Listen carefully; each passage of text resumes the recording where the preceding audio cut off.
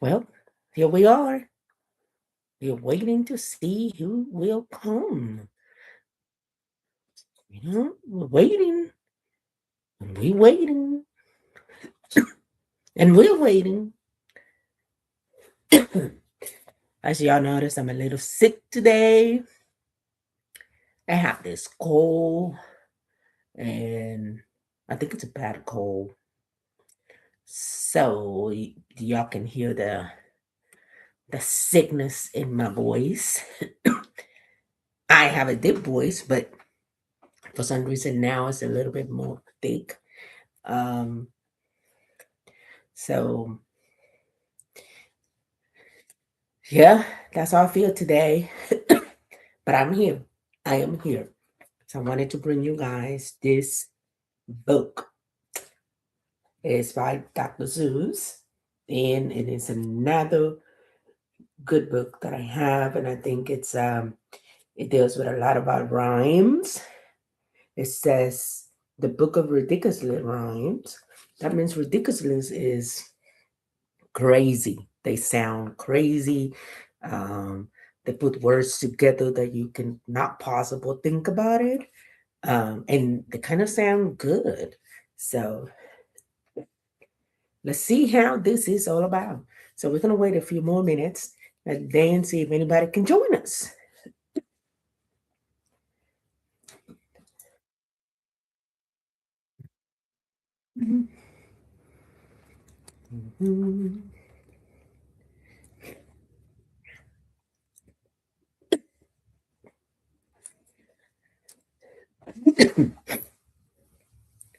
So guys, I'm a little sick today.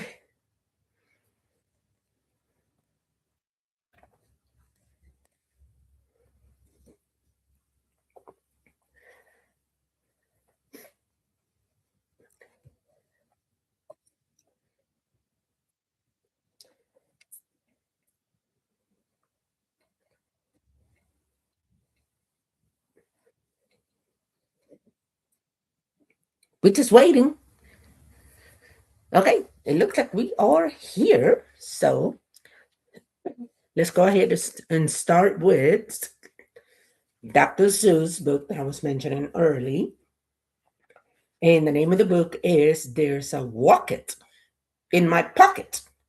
This is a book of ridiculous rhymes. Now, if you notice right here, look at that. Okay, what is a wocket in the pocket? It looks like it's this tiny um, animal, kind of it, that is going, what's in the pocket? Pocket. Okay, let's see how it starts. Well, let's remind ourselves of the parts of the book. So this is the front cover of the book, the spine, and the back.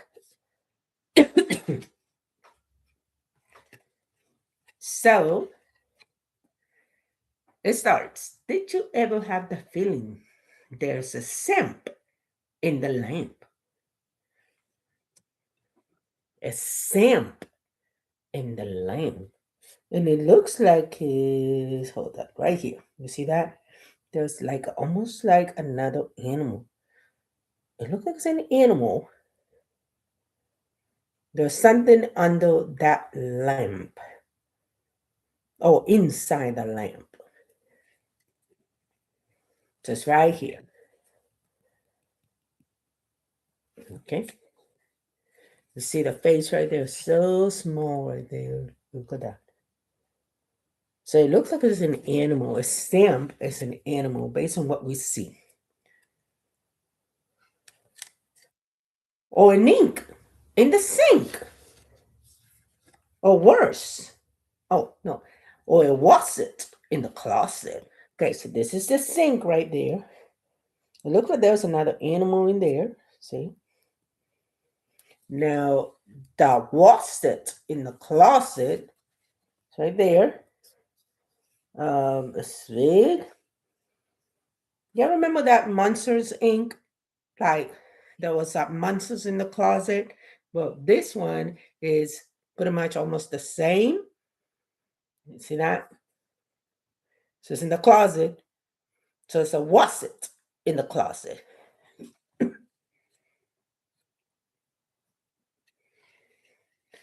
Sometimes I'm quite certain there's a curtain in the curtain. Oh, so look at that one right there. There's something in that curtain. You see it? You see the legs right there?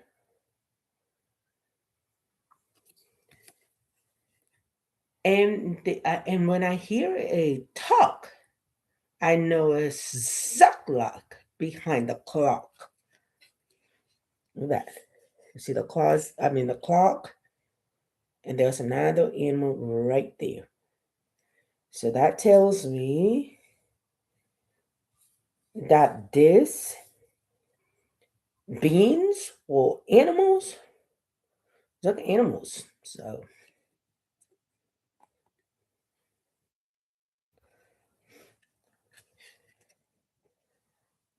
and that shelf, I have talked to her myself. So this one is a self with a Z, self with a C up on the shelf. So that's the shelf right there. And there's a self. And appears as a little boy, because I think it's a little boy right here, have talked to that self herself. Hmm. Oh no, it's a girl, myself. Okay. I like the sable on the table in the guard beneath the chair. So look at right here. You see right here, this one right here, that's the sable. Okay. And that one right there is that guard beneath the chair. So it's almost like a carpet, I would say, but it's still an animal. Still an animal. But the buffer on the sofa asks if he doesn't care. Oh, look at this one. Look at that one. That's like another animal, but he's reading. That's pretty cool. Look at the little boy right there. You think that's a little boy? You think it's a little boy? So both of them are reading. Like we are reading now.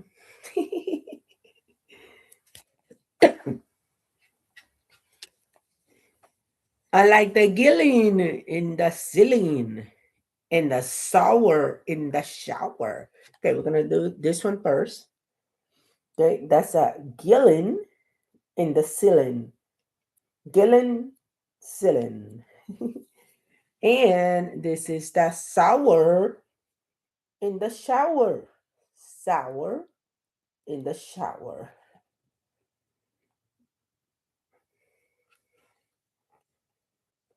And the nut boards in the cupboards.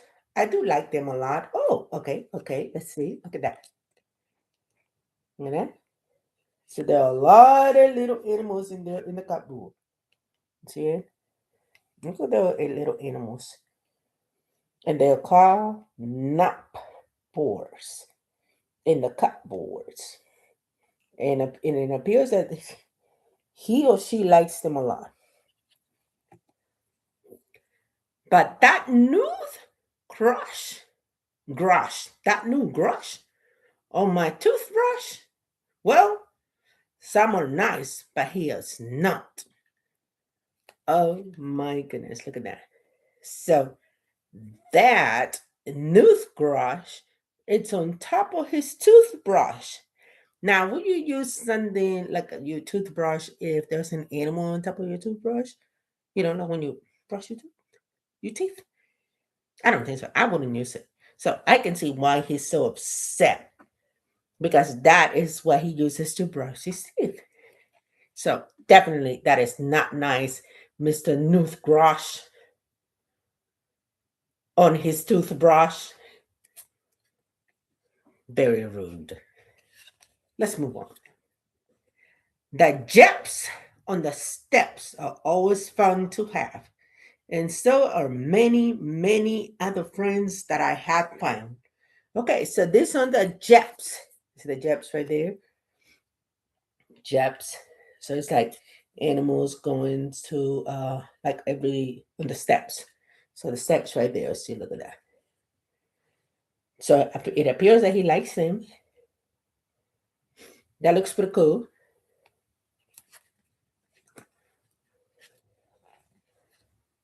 Like the Stellar and the Neller and the Geller and the Deller and the Beller and the Weller and the Seller and the Seller.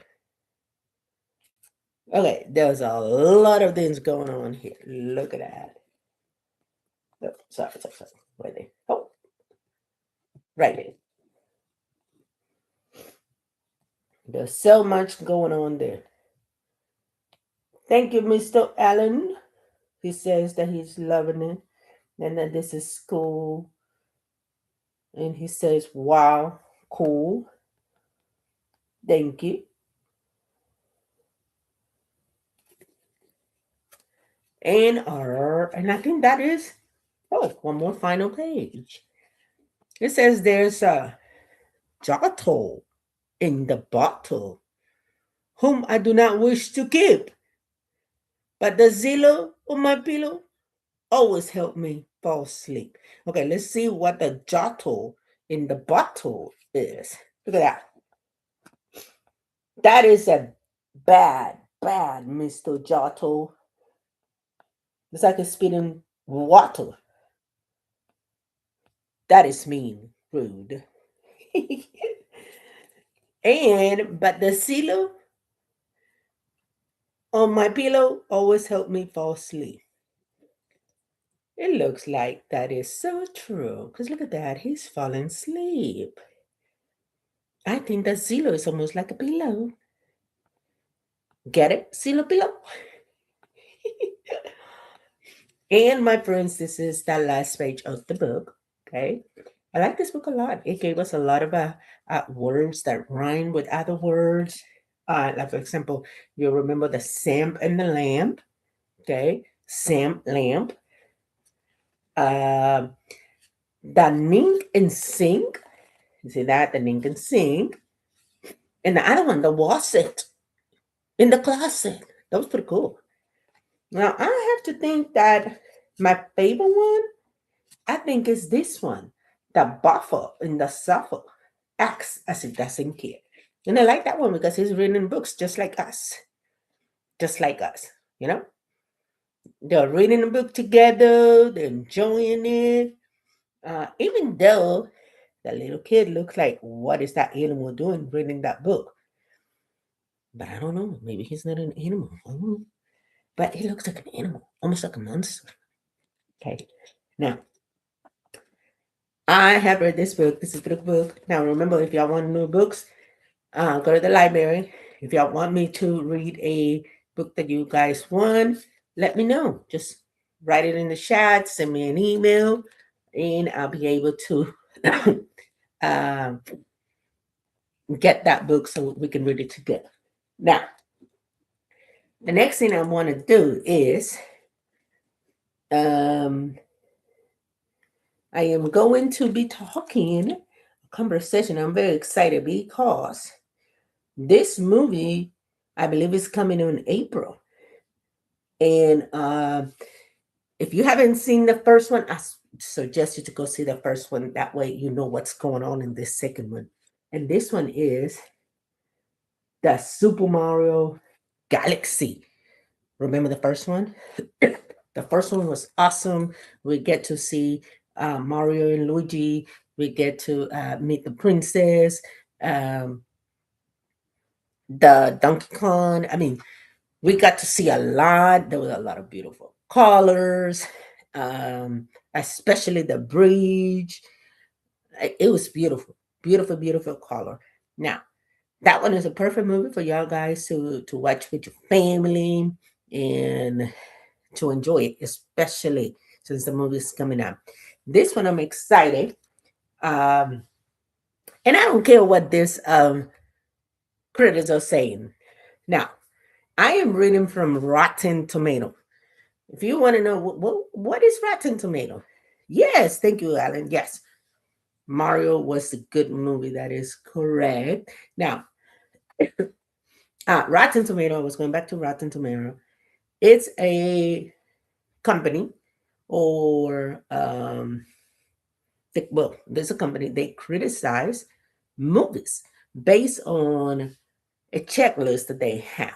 So these ones are the checking what they think how the Super Mario Galaxy is going to look like, or how is it going to be.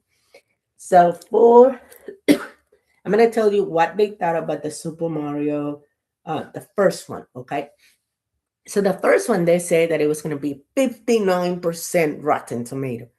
That one, I don't agree with that one. I saw the movie myself. It's a good movie. So y'all want to go and check it out. And I'm going to read some of what the critics says, the ones that they did not like it. This one comes from, okay, remember, this one's, they're like good critics that like it, and other critics that they do not. Now, the fans, they give it a 95%. That is like, whoa, they like it. So on the 59th, the tomato reader says, this one he gave it 2 out of 4 stars. And this is Matt Bunzel. He's a film frenzy. And he says harmless and charmless. I don't know what he means about that. Okay. I'm not gonna read the full like the full paragraph that he said about this. But they summarize it, and it says that it was harmless and charmless. I don't know how old he is, but that was a good movie. That movie is something that you can enjoy. It is very clean. Um, Now Samantha Schuster, she is another critic. She gave it 3.5 out of 5 stars. And she says it offers us an entertainment plot with beautiful messages. That is true. The animation of the character in the universe it creates is one of the strongest points. A film that delivers and joins the new list of good adaptation. They summarize it. That means that she liked it. It has some strong points. So now she's did that one, this summary in Spanish. So it was translated. Now let's go to this Mr. Gavin Spores. He says, now this one is 3 out of 5 stars. So he's in the fence. It has more good stars than bad star because half of 5 is 2.5. Remember, math, 2.5. And 2.5 is, it's not bad, but it's just half, right? It's like you're getting half of a banana. It's better to get half than less than half of a banana. So he says it's just disappointing that Mario, Luigi, and the game have to settle for something so mediocre. Particular when big budget Western animation has seen incredible features from Sonic and DreamWorks. I don't know what he's coming about this. Don't know what he's talking about big budget, but I think they did a justice to the character. Did I want to see more? Yes, definitely. Yes, I did want to see more. But I think Luigi did pretty good. Mario did pretty good. Did I want to see a little bit more about Luigi? Yes. I think we saw a lot of good stuff coming from Mario. Now, he did have more screenplay in the movie compared to Luigi. Now we have Patrick. It doesn't say how many tomatoes he gave out of, I don't know how many, but it said, well, I wanted to see maybe a more complex story here. I still found myself laughing and enjoying myself in the theater. That's, I agree with him. Okay. Now remember, this was just the first movie. Okay. So I think it has a lot of great potential. And so I'm excited to see what they're gonna do. Now let's read one full review and see what they say, okay?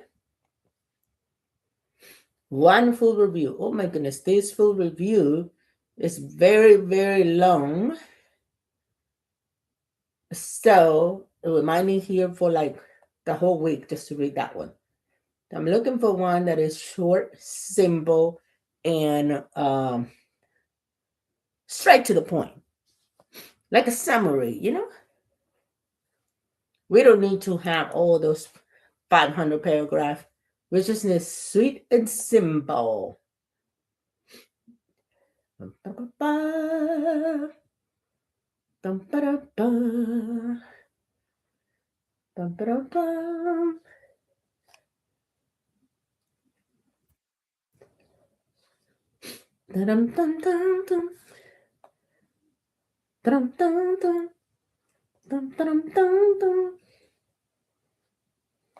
almost there. Okay, here we go. We got one. We got one that is short and simple. Now, this guy didn't like it, okay? But let's see why he didn't like it. Okay, let's just see. Let's give him the benefit of the doubt. Let's listen to his opinion. So it says the Super Mario Bros. Movie, or the Super Mario movie, well, at least it's better than that god awful live action bomb from 1993. That one that features that bewildered Dennis Hopper as King Cobra. And is certainly a must see for present fans of the video game, for nostalgics with fond memories of Emily playing, and for small children. Three fractions certain to a war is 4 stars without hesitation. Oh, so he's giving it 4 stars. So it's not as bad as we thought it was going to be. Okay. For most others, however, oh, however, so there's some bucks in there. Okay. However, it is alarmingly flat in the verse that dutifully gets the job done and not much else. It's basically Easter eggs. The movie providing so much fan services and brand stamping that very little genuine wit and imagination makes into the finished product. On the front, it pales next to the rest in Dungeons and Dragons, Honor Among Thieves and Wreck-It Ralph. Okay, I absolutely love the nihilistic Lumley, okay, and Seth Roger Blackjack. Okay, they're talking about these actors. Okay, I want to know what's going on. Why you didn't like it? Managed to inject more personality into the interpretation of, respectively, Donkey Kong, Bowser, and Todd. But in the central roles of Plumlet's siblings, Mario and Luigi, and Princess Peach, Chris Pratt, Charlie Day, and Anaya Taylor are so careless. No, I do not agree with that. You are wrong, sir. Okay, let's continue. And blame that the filmmakers might as well have hired Elon Musk, Jeff Bezos, and Marjorie Taylor Greene just to see if they could find a fare better. The visual colorful and occasionally clever. Indeed, there's a handful of okay, I do not agree with this guy. I don't know why, but I think those actors did pretty good. And he is just a critic. So remember, critics have a list of what they want to see or what the majority want to see. Now, fans is a different thing. Fans, or you like you and me, fans that we just go and see the movie and we like what we see. There's no hidden agenda. We just want to have fun. And if the movie speaks to ourselves, then we understand that we're just there just to enjoy the movie. So if you capture my attention and I used to play Super Mario Bros. When I was a small girl, so I love that game. And so I think they did a pretty good job. Now, if I have to compare and see who is right here, the critics, there are 288 people, okay? 288 people. Out of those 288 people, 59% of them said it sucked, it stink. So that means that 61, no, am I saying it right? Yes. So that means that less than 50% say that it was good. Now, when it comes to critics, that's one thing. Remember, they have a list. But when it comes to fans, the fans said out of over, over 10,000 fans, over 10,000 fans compared to 288 critics, over 10,000 fans said 95% of them liked it, meaning they enjoy. So in this case, I will go with that fans. Okay, so that's it for today. If y'all like this type of talks and discussions, let me know. Y'all can also like want to talk about a movie. Just let me know. Just put it in the chat and we decide and talk about it. Now the reference that we are going to be using a lot is going to be Rotten Tomato. If you guys want to use another reference, let me know. Just put it in the chat and we will compare all references.